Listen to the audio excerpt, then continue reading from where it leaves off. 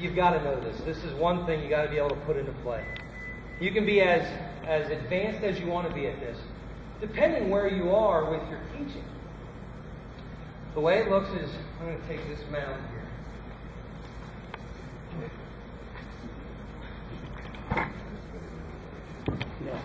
Bring one of these youth mounds out. There's one back there, there's one here. I don't care if you're 15 years old. It should be a youth mound. It's just easier to transport. Billy's going to be my catcher, and I'll be the pitcher. You may or may not want to catch it. May or may not. I mean, you can do it without a catcher, but you can do it with a catcher. So your pitcher is throwing to the catcher, and they're getting some good work in. Maybe you want to see a pitcher throw. Maybe you want to have a batter stand in on the pitcher. But the pitcher and catcher have their work going on. Now, the reason I love it is right outside the cage is where our runners are. So right out here, maybe 2 or 3 runners.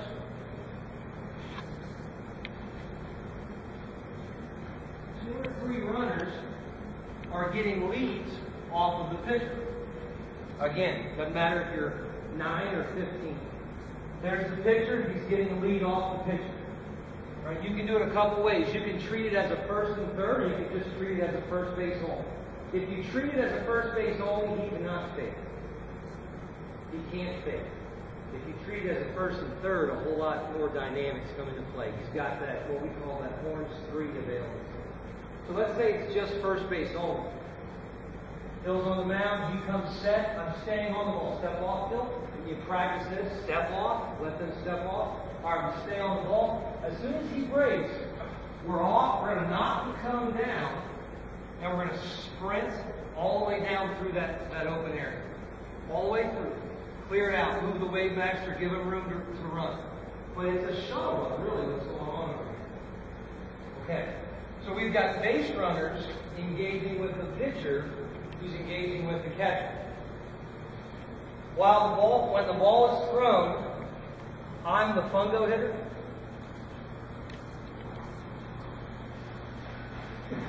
I sit on a knee right here, so I can watch everything. As Phil throws the ball, now I hit a ground ball to my shortstop, my infielders over there.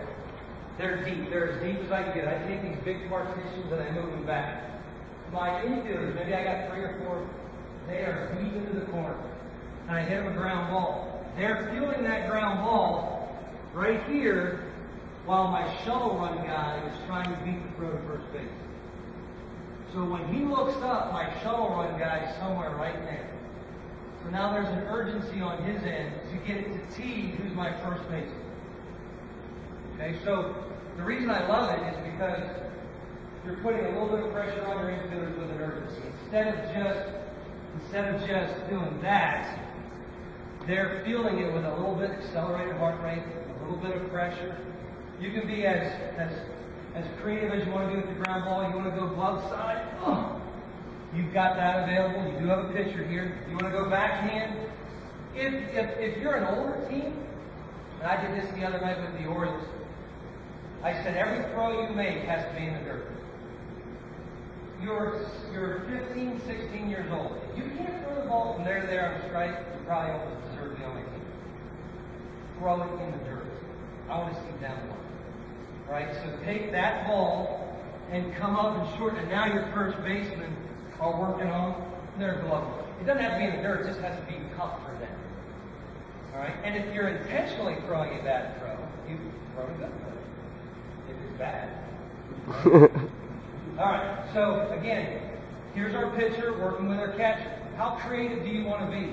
You could have a coach sitting on that table right over there. Sit on the table. Last night, or last time we met, we talked about the horse series. So maybe you know, Billy and I were sharing some things, but the last time we talked, we said 1, 2, 3, 4. So maybe you're saying to the team, it is a first and third situation. Gentlemen, it is a first and third situation. So that means your pitcher has the ability to do this.